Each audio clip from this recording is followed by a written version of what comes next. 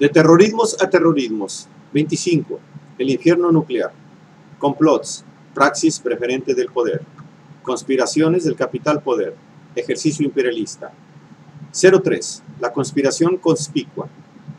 El imperio versus Salvador Allende y el gobierno de unidad popular. Parte 12. Esta es una obra del maestro Héctor Alejandro Mora Gallardo. Las condenas a los procederes imperiales norteamericanos por actos flagrantes y de dimensiones continentales son más simbólicas que reales, si acaso se puedan considerar condenas morales. El Tribunal Russell comenzó condenando a los Estados Unidos por los crímenes cometidos en Vietnam y tuvo a bien hacerlo también en el caso de la conjura contra Chile, procediendo el Tribunal Russell II en enero de 1975 a condenar en primer lugar al gobierno estadounidense de una manera un tanto formal cual marginal, acorde con el derecho internacional por flagrantes delitos cometidos en contra de los derechos elementales del hombre, por igual que en contra de todo un pueblo afectado por su autodeterminación e independencia, mencionando los principales instigadores y como tal perpetradores de tal crimen internacional. Entérese el que quiera saber: Richard Nixon y Henry Kissinger, incluyéndose al sustituto Gerald Ford de similar comportamiento. Pasando en segunda instancia a referir a los beneficiados con el cuartelazo, procediendo a pedir condena para la ITT, la Anaconda Kennecott Company, la Ford Motor Company, la General Motors, Ralston Purina y Dow Chemical, pléyade de empresas estadounidenses cuyo accionar acorde a sus intereses pecuniarios violó los tres órdenes de derecho universalmente reconocidos: las libertades civiles y derechos políticos de los ciudadanos chilenos, brutalmente atropellados por la dictadura que estas empresas transnacionales contribuyeron a instaurar; los derechos económicos y sociales del pueblo chileno; el derecho a la independencia y autonomía económica de Chile. En tercera instancia, la condena se hace extensiva a los organismos internacionales de índole financiero, en debida cuenta de que tales instituciones del capital imperialista tienen preponderante participación en el ejercicio intromisorio: Fondo Monetario Internacional, Banco Mundial, Banco Interamericano de Desarrollo y el BIRF, incluyéndose a la Corporación Andina de Fomento, partícipes en el antes y después del negar y conceder préstamos según sea la disposición del cliente para acatar el dictat monetarista.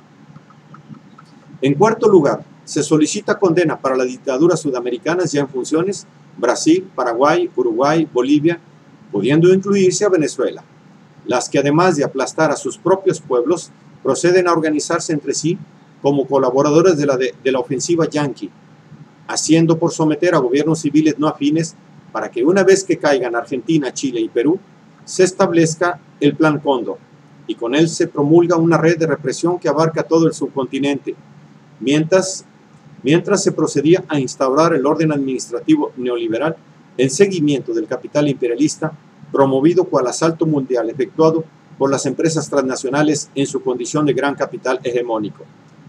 Norte recolonizando al sur, generándole una mayor expoliación neocolonialista, cuando el orden internacional en todos los sectores yace copado y cooptado por designios monetaristas y comercialmente inequitativos, cuán absorbentes que rigen los intercambios, sometiendo a las potenciales fuerzas revolucionarias en lo que pasa a ser un triunfo de la razón impositiva, instaurando un status quo tan férreo cuán intransigente.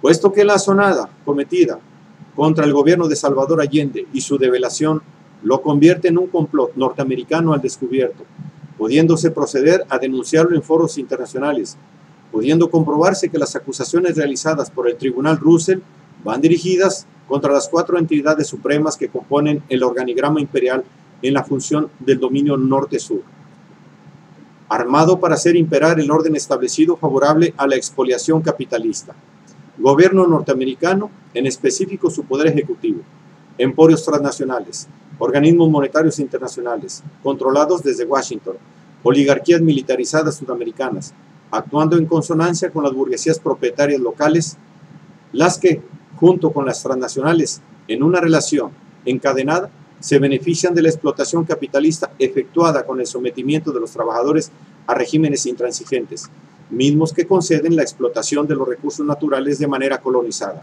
subordinada y dependiente. Condena moral simbólica del proceder imperialista norteamericano, que como el propio Buskovich ya señalaba, no tiene efectos reales, puesto que la hegemonía imperialista es inmune a la jurisdicción de entidad alguna justiciera, no hay poder supremo a sus instituciones. ¿Y qué se condena? Por principio de cuentas, el resultado atroz de la conspiración, la carnicería realizada por los gorilas, la violación flagrante de los derechos humanos, negada y así encubierta una y otra vez por el Big Pig. La engañosa suma total de muertos y desaparecidos, contabilizada como cercana a los 5.000, se queda corta. Entre el 11 de aquel septiembre y los siguientes días, la brutal represión procede como una masacre indiscriminada. Los asesinatos a mansalva y demás arteras formas de exterminio debieron de superar los 3.000 decesos, aparecidos o desaparecidos, cadáveres o fantasmas.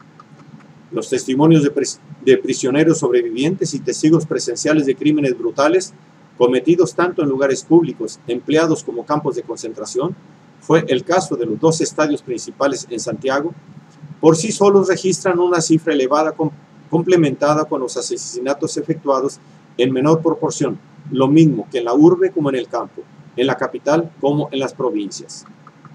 Trátese de un genocidio llevado a cabo por la Junta Militar, liderada por la tétrada criminal de Milicos, Pinochet Ugarte, Toribio Merino, Gustavo Ley y César Mendoza, comandante de la policía militarizada conocida como Carabineros. Lo que esta tétrada de gorilas propició fue un auténtico genocidio implementado por una soldadesca adiestrada y dirigida por ellos. Una toma violenta del país, eliminando a las organizaciones y al personal de izquierda e inclúyase a todo ciudadano sospechoso en circunstancia accidental. Las huestes de Milicos, desatada y azuzada por sus amos, se comportan como auténticos criminales que reciben órdenes de matar, secuestrar, torturar para acabar con el gobierno imperante y dar paso a un férreo control militar. Auténtico accionar de vampiros, según descripciones fehacientes que refieren cómo los soldados, por igual que los carabineros y comandos derechistas, tenían licencia para realizar ejecuciones sumarias por igual que abrir fuego contra cualquier sospechoso, siendo capaces incluso de asaltar hospitales para rematar heridos y flagelar al personal médico, tal y como lo relata un auxiliar de enfermería refiriendo una estancia en el hospital Barros Luco: mujeres violadas, compañeros flagelados e imposibilitados para siempre, enfermero que asistiendo también al Instituto Médico Legal, en tan solo 2 ocasiones contabilizó 600 muertos. Los otros turnos contabilizaron otro tanto de muertos, que hacía 1.800 en el primer día. De allí, los militares sacaron estos cadáveres sin autorización médica y sin firmar ningún papel, llevándoselos en camión como corderos de un matadero.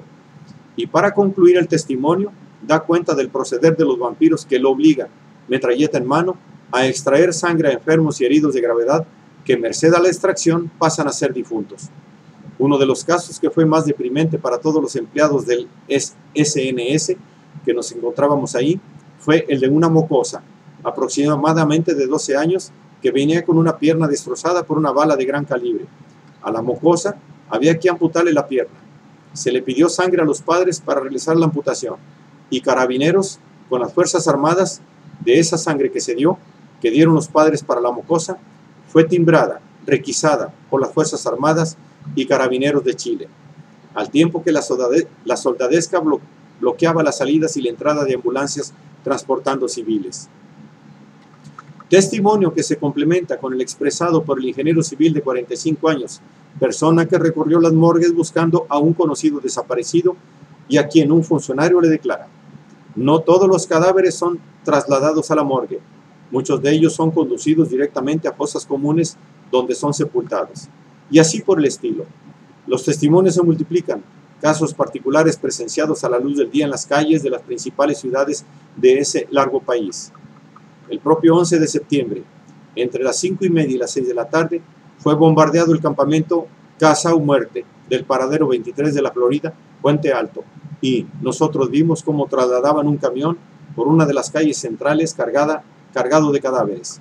Al parecer, los desaparecidos son más que los muertos oficialmente reconocidos, como suele ser en esta clase de golpes militares que rompen el orden civil y con ello los mecanismos legales de jurisdicción y rendición de cuentas. Terror de Estado, obrando con la causa de fuerza mayor imperialista, desatando a sus adiestrados represores, liberando a perros rabiosos que actúan de manera atroz, como suele suceder cuando se suelta a los violentos resentidos de la libertad civil que envidian, dirigiéndose contra el propio pueblo del que forman parte, en lo que viene a ser un factor secular preponderante del éxito que tiene la minoría dominante para someter a las mayorías. Si los unos pocos están efectivamente organizados, los más carecen de unidad y acción concertada, y lo principal, están desarmados y carecen de instrucción en defensa colectiva. Asunto de zoológico militar.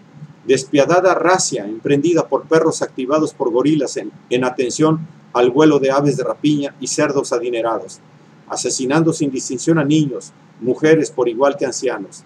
Muchas mujeres, algunos niños. Recuerdo un niño con un hombro completamente destrozado, al cual le faltaba el brazo. Por aquellos días fue común para transeúntes en Santiago contemplar cadáveres emergidos en los ríos, por ejemplo, en las aguas del río Mapocho. El festín de los gorilas en Sudamérica, alcanzando su más elevada expresión de ferocidad. El conjunto de víctimas incluía por igual a soldados leales al gobierno que a obreros y campesinos, así como sindicalistas y dirigentes estudiantiles, a semejanza de sus arquetipos nazis.